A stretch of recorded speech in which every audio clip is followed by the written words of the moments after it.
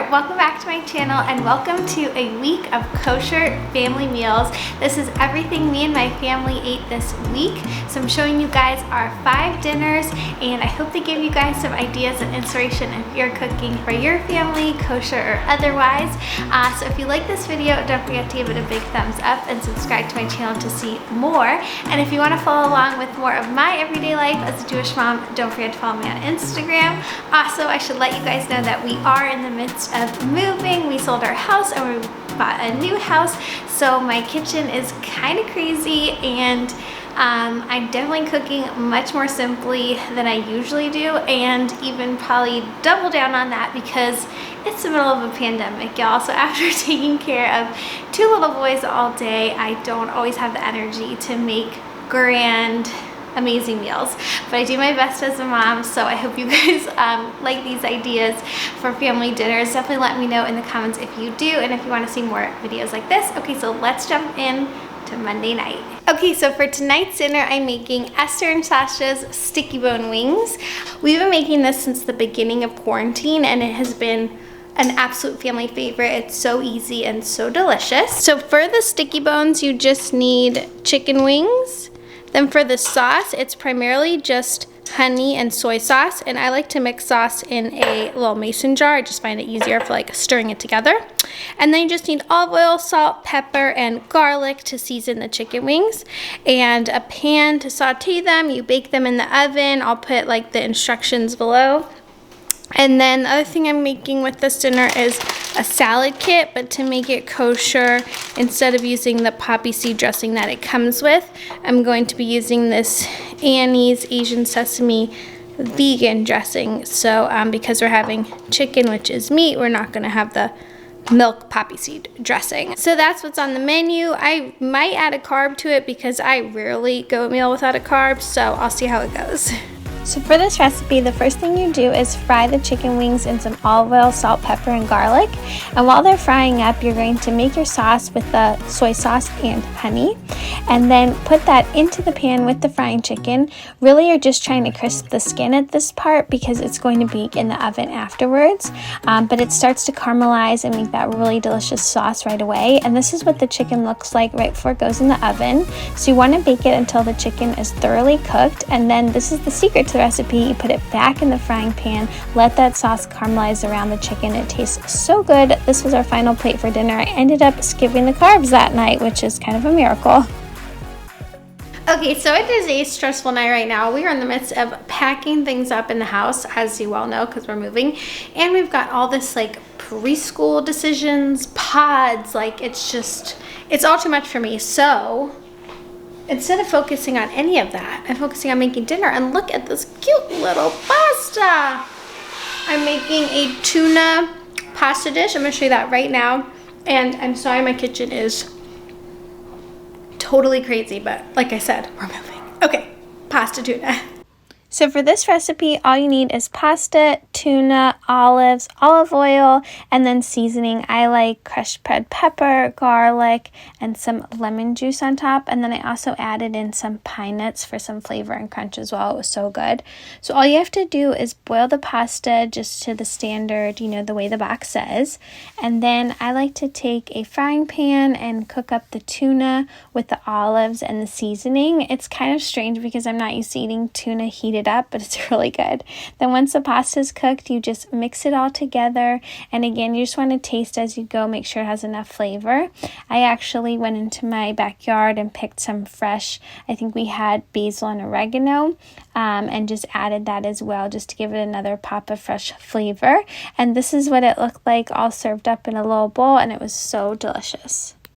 Okay, on this night, I did an Asian stir fry. I'm sorry, I forgot to actually talk about it before I got started. But I used these ramen rice noodles, which were so good. That same salad dressing I used before in another recipe. And then soy sauce, garlic powder, a tiny little bit of peanut butter, and then some extra veggies I had along with this broccoli slaw that we got from, well, it's Amazon, but Whole Foods. And then I used tofu and some of the leftover chicken wings from Monday night to add to the stir fry. So really, this is such a forgiving recipe. You can just put whatever you have on hand, whatever kind of flavors you liked.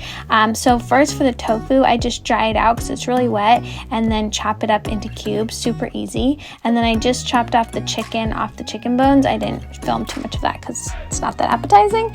And then I just fried them together in a skillet. Once they were cooked through and the tofu got crispy, I added in the vegetables and the seasoning to give it the flavor and just cooked that through. And then at the same time as I was doing this, I dropped the ramen noodles into a pot of boiling water. They just cook in just a few minutes, and then I mixed everything together, plated up. So easy, so delicious, and sometimes I really think this is better than like Asian food takeout. I don't know, but really good and really easy. And my baby even liked this one, so I wanted to just put a quick clip of him eating it because he was so cute. I apologize for all like the packing and boxes in the background, but yeah, he really enjoyed this dinner.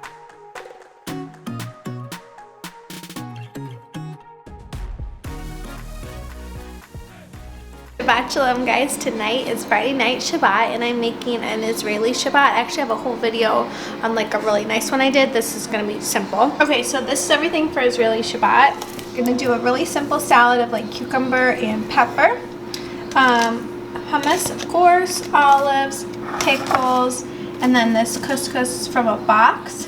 And then I'm going to make these grilled falafels. So I usually use something like this from the freezer, but we're almost out. So I have this falafel mix as well. You just add water, and then I'm going to put it in these pitas and then grill them on the grill. So I think it'll be really good. And then we just got this barbecue sauce. This is really random, but it's really good. So I'm going to put some of that in before we grill it.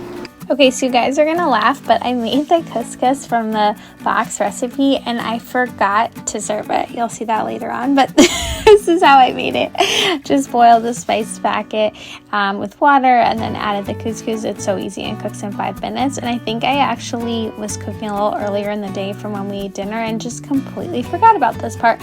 But the meal ended up being so delicious anyways, I didn't need it. So then to make the falafels, I just took the mixture and you just add water and stir it together. And what's really nice about doing these pita pockets is that you don't have to form the falafel into balls, so it's so much quicker. And then all I did was put it on a nonstick pan. I used a tiny bit of oil and just let it cook through. I didn't touch it once it was in the pan, I just let it cook. And then when it was crisp on both sides, I just broke it into pieces that were small enough to fit inside the pita pocket. And then for a salad to go with it, I just chopped up the veggies, Israeli style it's called, or that's what I call it, and put a little just, salad dressing or olive oil and vinegar to serve it with. And then for the pita pocket, I added in some barbecue sauce just for flavor. I know that's kind of an unusual one for this dish, but that's just what I like. And put in those little falafel patties, and then I brushed some olive oil on them and popped them on the grill for just like a minute on each side. They cook up so quickly. Those are our Shabbat candles for Shabbat, and this is what the final meal looked like, all ready to go. It was so delicious. Okay, then for Saturday night, I did homemade pizza. This sounds a little extravagant, but it's literally the easiest dish to make ever. The recipe is so simple. I'll link it below. You just need flour, sugar, yeast. This is, by the way, is what yeast, when you don't buy it in a packet, looks like. It's like a brick of yeast. And I just served it with a salad and some sauce and my leftover cheese. Like literally didn't even have shredded mozzarella. This is we usually get groceries at the end of the week, so I kind of just tried to use up whatever we have. So to make the dough, it's so simple. It's just flour, the yeast like I mentioned, salt, sugar, olive oil, and garlic. You just mix everything together and add water, and then use your fingers to form it into a dough, and then just let it rest for about half an hour. Gives it a chance to rise. It spreads out so easily on the counter to make the pizza dough. It's not like a faff or a problem at all. And then I just spread some tomato sauce on it, put some cheese. I definitely did not put enough cheese, I realized afterwards, but like I said, I was just using up ingredients that we have, and that's what it was. It still tasted delicious. Again, just served it with some leftover salad, and that was that. So that's it. That is my week of kosher family dinner ideas. I hope you guys liked this video. If you did, don't forget to give it a big thumbs up, subscribe to my channel down below, and I'll see you in the next one. Bye!